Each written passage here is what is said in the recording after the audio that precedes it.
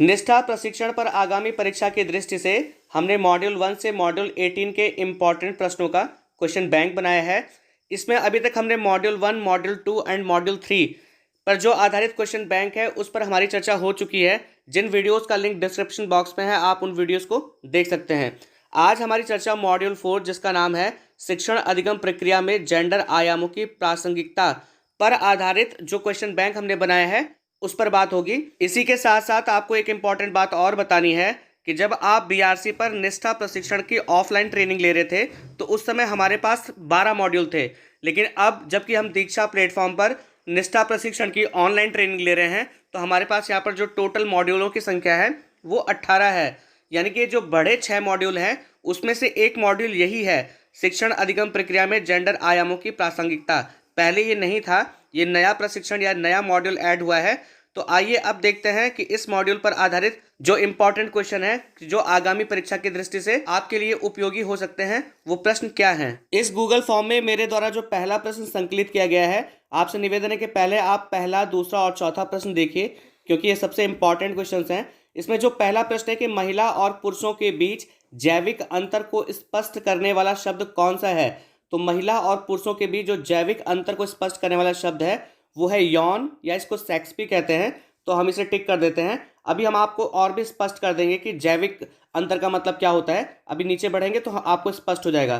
पहले प्रश्न के बाद हम सीधे चौथा प्रश्न देखते हैं, उसके बाद हम दूसरे प्रश्न पे आएंगे। इसमें चौथा प्रश्न है कि महिला और पुरुषों के बीच सामाजिक सांस्कृतिक अंतर स्पष्ट करने वाला शब्द कौन सा है। देखिए, ऊपर जैविक अंतर स्पष्ट करने वाला प्रश्न था और यहाँ पर सामाजिक सांस्कृतिक अंतर स्पष्ट करने वाले शब्द के बारे में पूछा गया है। तो महिला और पुरुषों के बीच सामाजिक सांस्कृतिक अंतर स्पष्ट करने वाला शब्द जेंडर होता है। अब आइए हम आपको यौन और जेंडर के बारे में बताते हैं, जैविक और सामाजिक के बारे में बताते हैं। देखिए, यहाँ पर जो दूसरा प्रश्न है वो ये है कि जेंडर और सेक्स यानी कि यौन में क्या अंतर है। तो देखिए, इसका जो उत्तर है वो नीचे लिखा हुआ है कि जेंडर एक सामाजिक वर्गीकरण है जबकि सेक्स यानी कि यौन एक जैविक वर्गीकरण है। तो आपको स्पष्ट हो गया होगा कि जेंडर और सेक्स में क्या अंतर है, सामाजिक वर्गीकरण और जैविक वर्गीकरण में क्या अंतर है। तो इस तरह हमारा पहला, दूसरा और चौथा प्रश्न क्लियर हो चुका है। अब आइए तीसरा प्रश्न देखते हैं। तीसरा प्रश्न है कि किस भारतीय महिला को मानव कंप्यूटर कहा जाता है। तो यहाँ पर आपके सामने 4 ऑप्शंस हैं। इसमें जो सही ऑप्शन है वो है शकुंतला देवी, यानी कि शकुंतला देवी को भारतीय महिला मानव कंप्यूटर की उपाधि प्राप्त है। इसमें पांचवा प्रश्न है कि पुरुषत्व और स्त्रीत्व को कौन संदर्भित करता है। तो पुरुषत्व और स्त्रीत्व को जेंडर संदर्भित करता है।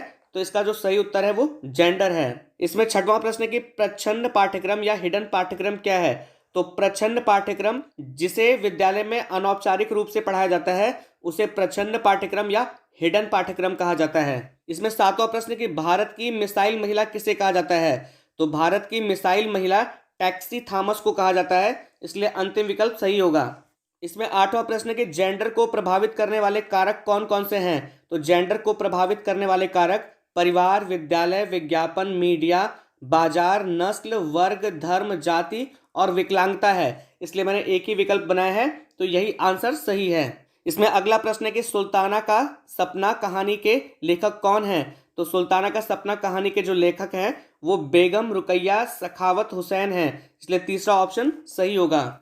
इसमें 10वां प्रश्न है कि अंतरिक्ष में जाने वाली भारतीय मूल की महिला वैज्ञानिक का नाम क्या है।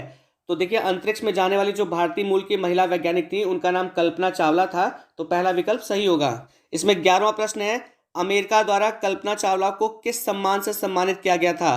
तो देखिए, इसका जो जवाब है वो नीचे लिखा हुआ है कि congressional space medal of honour से सम्मानित किया गया था। इसमें 12वां प्रश्न है सेक्स, यौन और जेंडर की प्रकृति कैसी है। तो देखिए, यहाँ पर इसका जो प्रकृति है वो बताया गया है कि सेक्स की प्रकृति स्थिर है जबकि जेंडर परिवर्तनशील है। इसमें 13वां प्रश्न है कि निम्नलिखित में कौन सा गुण लड़के और लड़कियां दोनों के लिए सही है। तो इसमें देखिए, पहला ऑप्शन है भावुक, दूसरा मेहनती, तीसरा स्वतंत्र और जो चौथा ऑप्शन है वो उपरोक्त सभी। तो देखिए, लड़की और लड़कियां दोनों ही भावुक भी हो सकते हैं, मेहनती भी हो सकते हैं, स्वतंत्र भी हो सकते हैं, इसलिए अंतिम विकल्प सही होगा। इसमें 14वां प्रश्न है क्या पिता की संपत्ति में बेटियों का अधिकार है। तो हाँ, बिल्कुल है, तो इसका जवाब हाँ में होगा। इसमें 15वां प्रश्न की प्रथम महिला रेलवे ड्राइवर कौन थी। तो प्रथम महिला रेलवे ड्राइवर लक्ष्मी लकड़ा थी, इसलिए जो दूसरा विकल्प होगा वो सही होगा। इसमें 16वां प्रश्न है कि डीआरडीओ की फुल फॉर्म क्या है। तो DRDO की full form defence research and development organisation है। इसमें 17वां प्रश्न की मॉड्यूल में किस प्रदेश की महिलाओं द्वारा जैविक खेती के उदाहरण को प्रस्तुत किया गया है। तो देखिए मॉड्यूल में उड़ीसा के सुंदरगढ़ जिले की महिलाओं द्वारा जैविक खेती के उदाहरण को प्रस्तुत किया गया है, इसलिए जिसमें जो पहला ऑप्शन है उड़ीसा वो सही होगा। इसमें 18वां प्रश्न की हमारी भाषा जेंडर समावेशी होनी चाहिए या जेंडर निष्पक्ष। तो देखिए इसमें आपके 4 ऑप्शन है, पहला जेंडर समावेशी, दूसरा जेंडर निष्पक्ष, तीसरा है उपरोक्त दोनों और चौथा ऑप्शन है इनमें से कोई नहीं। तो देखिए हमारी भाषा जेंडर समावेशी और जेंडर निष्पक्ष दोनों तरह की होनी चाहिए, इसलिए इसमें जो तीसरा ऑप्शन है उपरोक्त दोनों ये सही होगा। इसमें 19वां प्रश्न है कि जेंडर पुरुषों महिलाओं और ट्रांसजेंडर के बीच जैविक अंतर को दर्शाता है। तो ये गलत है, जैविक अंतर को नहीं सामाजिक सांस्कृतिक अंतर को दर्शाता है, इसलिए इसका जो जवाब होगा वो गलत होगा। सभी मॉड्यूलों की तरह इस मॉड्यूल में भी जो मेरा अंतिम प्रश्न है वो सेम है, क्योंकि उद्देश्य ये है कि आप जब सभी वीडियोस देखेंगे तो वीडियो देखते देखते आपको याद हो जाएगा। इसमें देखिए जो 20वां प्रश्न है वो ये है कि NEP, NCF, निष्ठा और दीक्षा का फुल फॉर्म क्या है।